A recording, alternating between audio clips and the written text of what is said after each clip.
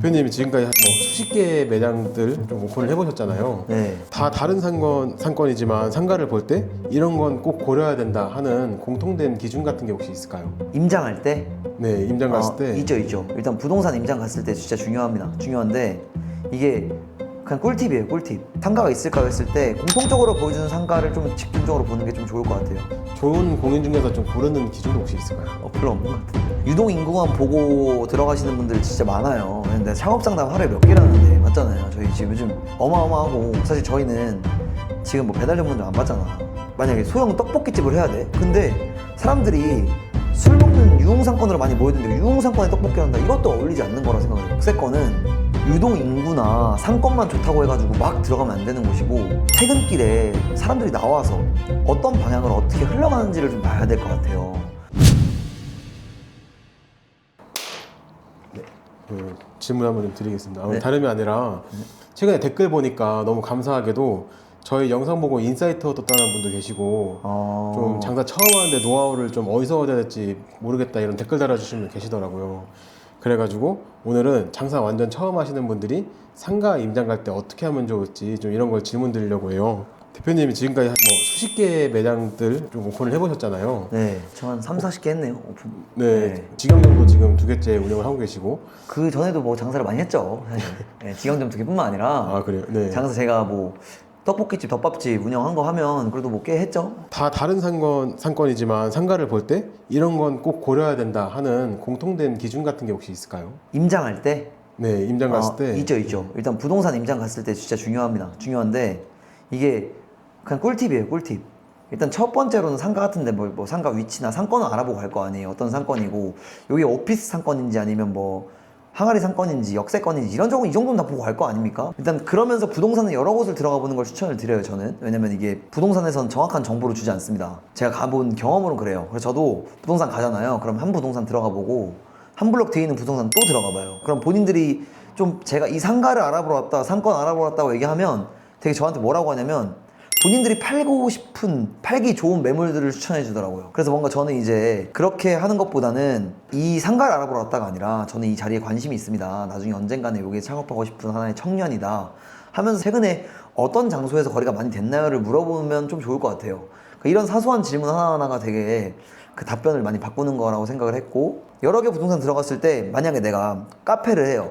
소형 카페 들어가서 테이크아웃 카페를 할 건데 추천해줄 만한 상가가 있을까요? 했을 때 공통적으로 보여주는 상가를 좀 집중적으로 보는 게 좀 좋을 것 같아요. 실제로 제가 우리 점주님 상권을 진짜 발품 엄청 팔아가지고 완전 공사 힘든 창고형 상가를 구해가지고 처음으로 우리가 인테리어 비용 한 1,000만 원 더 쓰고 바꿨을 거예요. 근데 지금 거기 대박이에요. 무권리로 들어갔는데 장사도 점주님 잘하시지만 잘 되고, 그리고 영업 권리도 분명 받을 수 있겠지만 기본 바닥 권리도 깔려 있을 거예요. 무권리로 들어갔지만. 그래서 그런 경우도 되게 좋은 사례로 좀 치는 것 같아. 근데 제가 지금 대표님 말씀 듣다 보니까 부동산에 몇 번 가본 사람은 그렇게 할 수 있을 것 같은데 완전 한 번도 부동산 안 가본 사람은 좀 어려움이 많이 있을 것 같아요. 처음에 본인이 그냥 관심 있는 상가든지 아무 데나 가서 일단 그냥 상담을 하는 게 좋을까요? 완전 초보자분들? 네. 일단 기본적인 부분은 알고 들어가야죠. 예를 들어서 뭐 네이버 부동산만 검색해도 나오잖아요. 기본 바닥 권리금이나 아니면은 뭐 임대료나 아니면은 어떤 상권인지, 어떤 사람들이 거주하고 있고 어떤 사람들이 주 타겟 될 건지 알아보고 가야 될 것 같고, 그리고 나서 부동산에 연락을 해봐야죠. 대표님이 지금까지 수십 번 매장 오픈을 했으면 그러면 이제 좀 더 공인중개사 보는 기준도 많이 달라지셨을 것 같아요.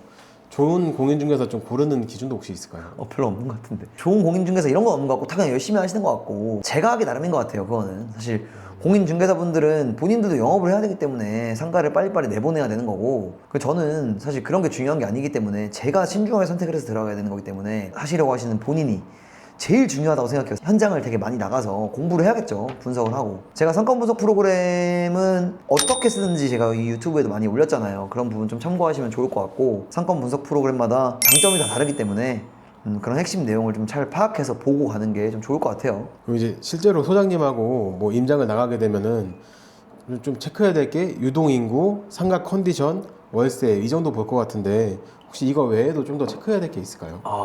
이거 진짜 중요하다. 이거 왜냐면 유동인구만 보고 들어가시는 분들 진짜 많아요. 왜냐면 내가 창업상담 하루에 몇 개라는데 맞잖아요. 저희 지금 요즘 어마어마하고 사실 저희는 지금 뭐 배달 전문점 안 받잖아.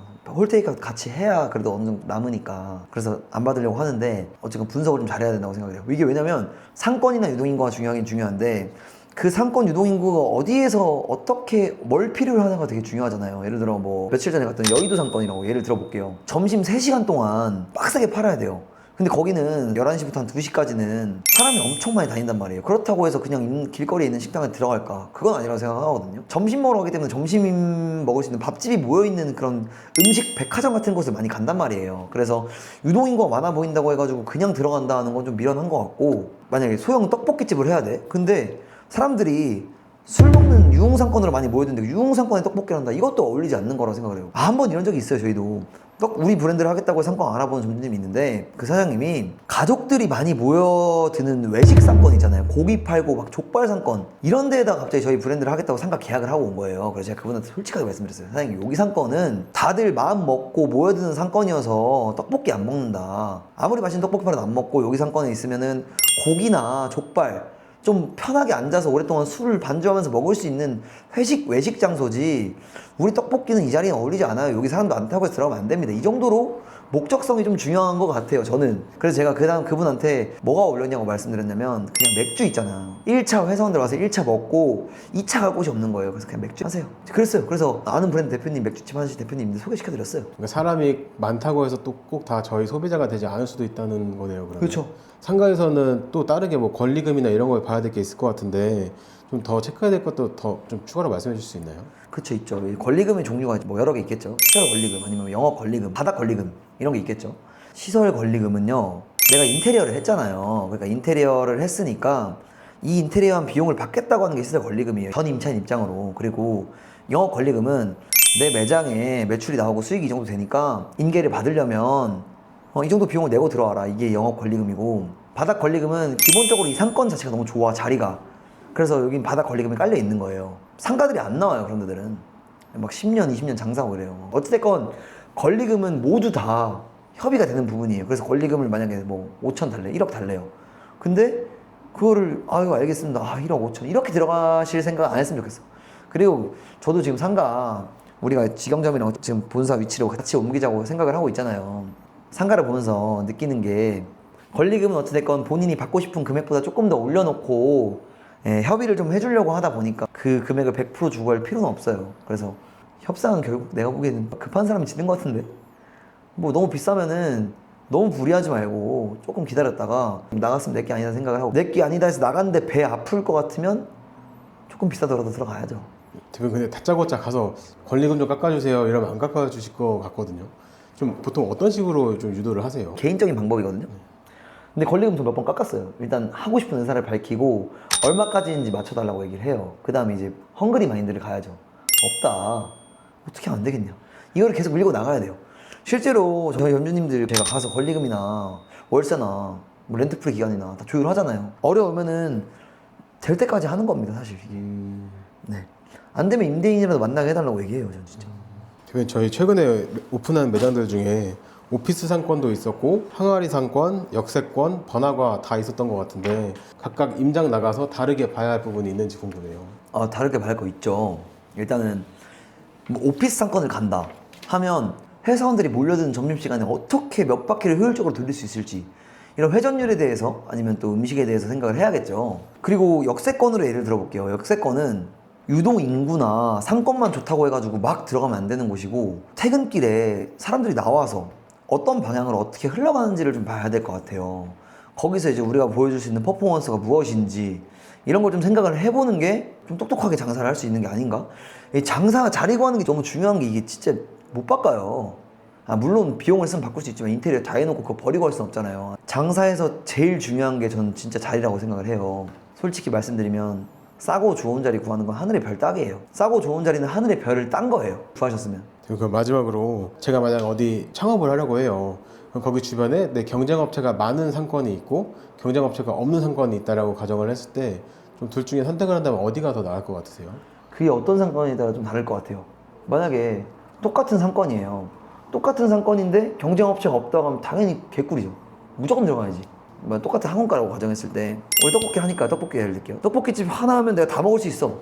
그러면 이제 개꿀이고, 제가 여태까지 본 바로는 좋은 상권일수록 경쟁은 치열하고 그런 상권에서도 뭔가 먹을 만한 이유를 만들어가지고 창업을 해야 되는 것 같고 그 경쟁 업체들 사이에서 뭔가 독보적이게 우리만의 차별화된 점이 좀 있어야 된다는 거죠. 우리처럼 떡이 진짜 맛있다던가 떡볶이집인데 솔직히 우리 떡 진짜 맛있잖아요 솔직히. 맛있어요. 네, 다른 떡볶이도 맛있잖아요.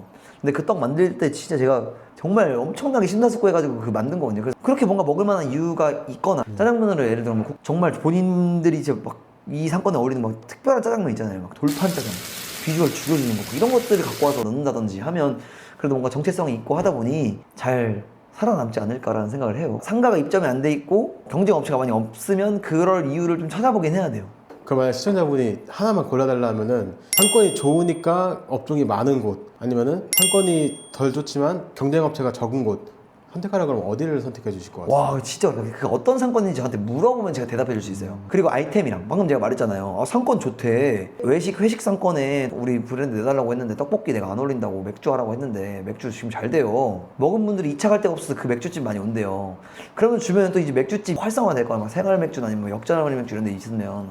그래서 이게 뭔가 아이템이랑 상권이 일단 맞아야 돼요. 그게 제일 중요해요. 영상 보시고 댓글로 요청해 주신 분들한테 제가 메일 주소 하나 남겨주시면 오늘 말씀드린 내용을 PDF로 만들어서 좀 체크리스트를 해서 보내드릴게요. 그럼 조금 도움이 되지 않을까요? 살짝? 그래도 뭐 제가 오픈도 지금 3, 40개 하면서 또 제 매장도 오픈해보면서 임장을 진짜 굉장히 많이 다니고 지금도 또 내가 했던 매장들 솔직히 다 잘 되잖아요. 지금 떡볶이 팔아서 좀 봉담에서 2,800만 원 나오는 매장에 4,500원 올려놨고 장사에 노하우도 있겠지만 댓글 달아주신 분들한테는 제 경험을 담은 임장의 체크리스트를 좀 보내드리겠습니다.